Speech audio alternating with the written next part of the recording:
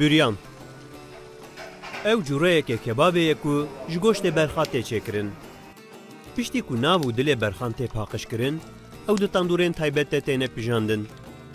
Bi taybetî tê de agirê darîn tê bikaranîn ji bo ku tama wê xweş û baştir be. Ev demeke dû û dirêj e ku li ser kebabê büryan rikeberiyek heye di navbera bajarên Bedlîs û Sêrtê de. Li Sêrtê goşt bi çengela ve tê daleqandin û di tandûrê de tê pijandin. Li Bedlîsê heman goşt tevî sîtilan di tandûran de têne bicîhkirin.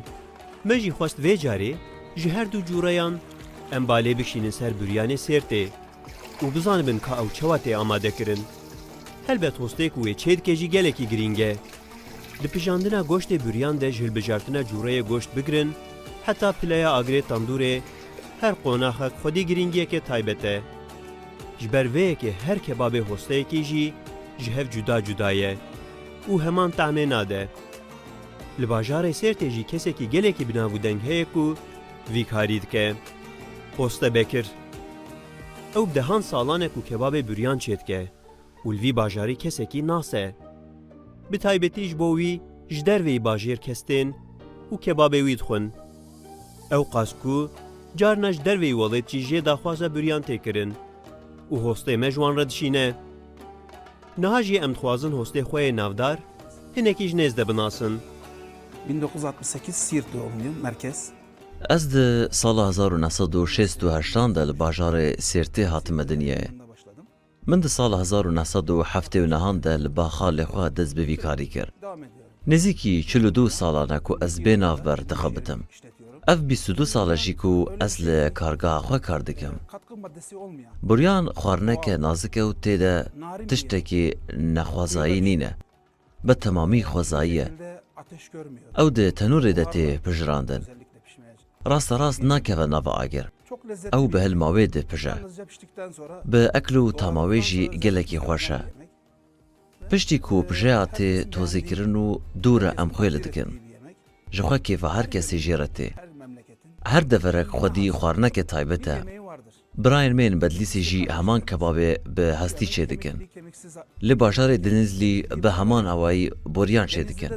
Lê em li Sêrtê boryaniyê bi hestî û bê hestî ji hev cuda çê dikin. Em jî xweş çê dikin, lê me jî bek le. Birayên Bedlîsî jî ji me hez dikin û ji xwe em jî ji wan hez dikin. Başûr rojhilatê welatê me cihekî wesa rengîn e. Öyle diyeyim ben size. Hostê me hêj nîvê şevê dest çêkirina kebabê xwe dike. Ew goştê xwe pêşî paxij dike û dileganên mezin de di nava avê de radiwestîne. Dûra wan bi çengelan ve dadleqîne û dadixîne nava tandûra xwe. Agirê tandûrê jî gur dike û piştî ku pileya wê amade kir, goştê xwe dadixîne nava tandûrê. Dûra devdanka wê jî da ser wê, dora devdankê bi heriyê sewax dike. Bi vî hawî goştê büryan bi agirê tandûrê dipije û digîje tama ku hostê me dixwaze.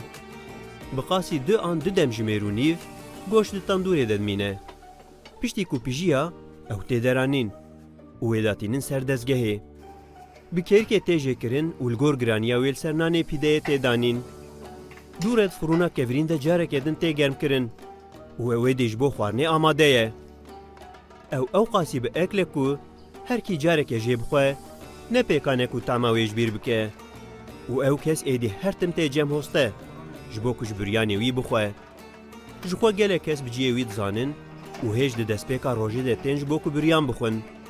Li gor ku hoste dibêje, heta nîvro dawîl kebabê wî tê û büryan namîne. Lewma divê meriv zû were ji bo karibe büryan bixwe. Bu büryanı Ji bo hûn kar bin kebabê bûryan çê bikin, berî her tiştî divê hûn hunermend bin. An ku divê hûn li pereyan nefikirin. Dema ramanava li ser pera be hûn hunera xwe davêjin nava gemarê. Ev yek li her derê dinê wesa ye. Berê jî re digot xwarina rênjberan. Rênjber beyanî zû dihatin ji bo ku bûryan bixwin. Dihatin satiyan 200 gram bûryan davetin ser nanê xwe û dixwarin. Ji sibehê heya danê êvarê rênjberî dikirin. Ev xwarin hêzek didan wan. Ti şorbe an xwarineke din nikarîbûn şûna bûryanê bigirin. Ev goşt qewî û hêz dide mirovan. Yê ku dixwe pêtêr dimîne û dikare demeke dirêj bêr li ser bêr lêde. Dema ku karekî giran bêkirin, مرف پێ ji piya dimîne. Em vê xwarinê rojê du caran çê dikin. Yek berdestê sibehê demjimêr 4.5 û ya din jî bernîvrojê demê 10 bi vî hawayî du caran tê çêkirin. Ez hertim goştê berxikan bikartînim. Li kargeha xwe di nava 22 salan de belkî min ji 22 bizna bûriyan çê nekiriye. Biz yapmaya çalışıyoruz. Her rêyekî bi bajarê Sêrtê ket, divê were û ji kebabê bûriyan tam bike. Ew kebabekî wisa ku bi awayekî taybet tê pijandin û tama wê demeke dûv û dirêj bîra mirov naçe. Ji ber wê jî, dema rêya we bajarê Sêrtê ket, bêguman hûn ê werin ciyê hostebekir û ji bûriyanê wî bixwin. Êja Bawdû, Rûdaw